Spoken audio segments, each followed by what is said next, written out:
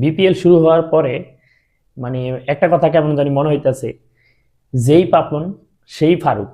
মানে বাংলায় একটা চিরায়ত একটা প্রবাদ বাক্য আছে যে যেই লাউ সেই কদু। তো আমার কেন যেন মনে হইতেছে যে যেই পাপন সেই ফারুক। বিপিএল শুরুর আগে সেই রকম প্রচারণা চালানো হলো 7 কোটি টাকা খরচ করে।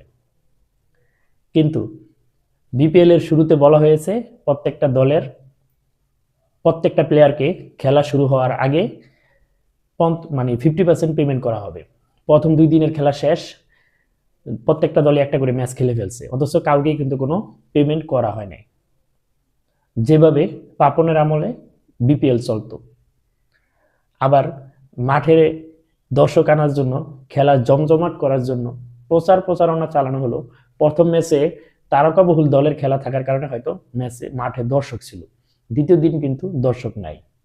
তো এত টাকা খরচ করে প্রচারণা চালানো হলো, কিন্তু মাঠে দর্শক নাই, তাহলে লাভ কি হলো?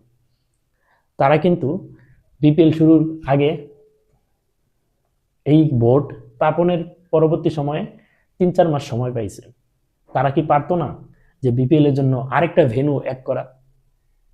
অবশ্যই পারতো, কিন্তু তারা সেটা করে নাই। কারণ ফারুকের কথাবার্তা, কিছু কিছু কথাবার্তা এবং কিছু চালচরণটা অনেকটাই পাপনের মতোই দায় সারা ভাব। যখন সাংবাদিকরা তাকে পেমেন্টের বিষয়ে কথা বলছে, পায় নাই পাবে, মানে পাপন ধরনের কথাবার্তা যেগুলো বলে।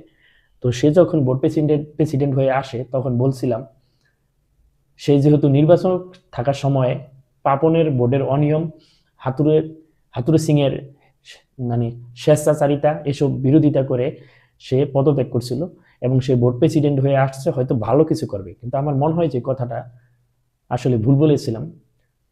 এখন কেন জানি মনে হইতেছে, আসলেই মনে হইতেছে যেই পাপন সেই ফারুক, মানে যেই লাউ সেই কদু।